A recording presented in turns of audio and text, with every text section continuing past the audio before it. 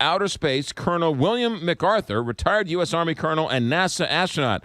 Good morning, Colonel. Welcome to KTRS here in St. Louis. Good morning, McGraw. So what are you looking for today? What's the one or two things you're most looking forward to today? Gosh, I love the softball questions. Seeing the moon in front of the sun. So down here in Houston, of course, we're not as fortunate as you are, and we're much further away from totality. And I know there in St. Louis, particularly if you if you go as far south as you can, then hopefully you'll be able to see totality. But when I was on the space station, the windows all faced the Earth, and so I didn't have a view of the sun. So what I really had was a marvelous view of the moon's shadow traveling across the surface of the Earth. And in actuality, the space station flew right through the shadow in the Eastern Mediterranean. Mm-hmm. So what are we going to learn anything about this in terms of science? Is this a scientific experiment that's going to be able to be conducted because of what's going on, or is this just a cool thing to see? Well, McGraw, it certainly is a cool thing to see, but more data is always good.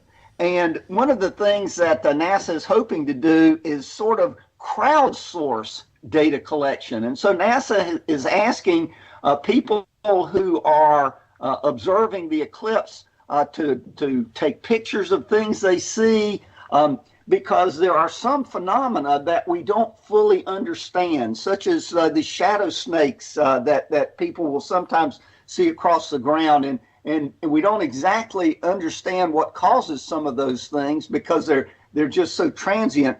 And so we're hoping, again, just gathering more data will help us understand this part of the universe in which we live. Why can't I stare at the eclipse? Oh, goodness. So if you were in totality for a very brief period of time, you could. But it's very, very much like in the midday sun. We can't go stare at the sun. I mean, the nice thing is the human body won't allow it. I mean, our eyes really just it won't.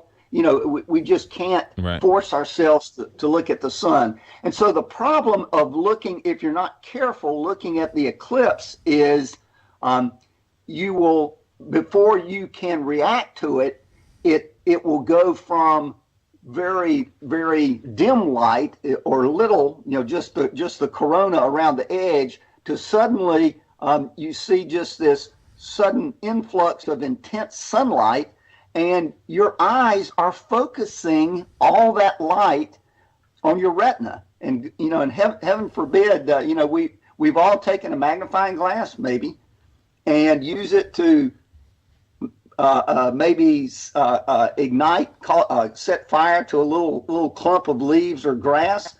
Well, just think of that happening to the back of your eye. How dark will it get? Will we be able to see the stars in the sky? You should, if you're in totality, yes, you should be able to. So that's how dark it's going to get. Now, from what also I understand is, when you talk about totality, because here in St. Louis we're in that zone, but the more zone you're in, right, it'll be longer. So if you're in the highest part or the best part, it'll be 2+ minutes long. If you're on the fringes of that, it'll only be 15 seconds. Do I have that right?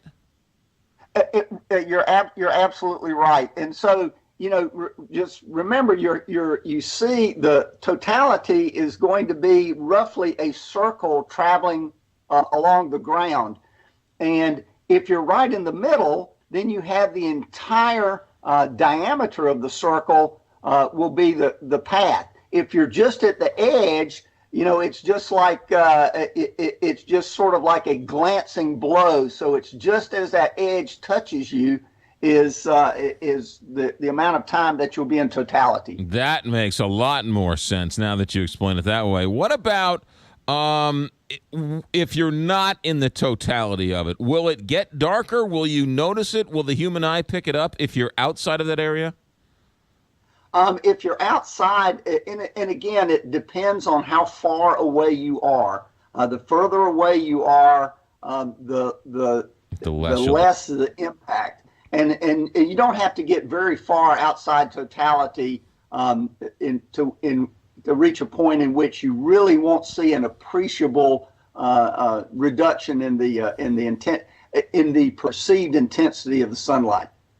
Colonel William MacArthur, happy Eclipse Day to you. Thanks for checking in. Well, thank you, and you folks have a great day in St. Louis. 6:57, Big 5.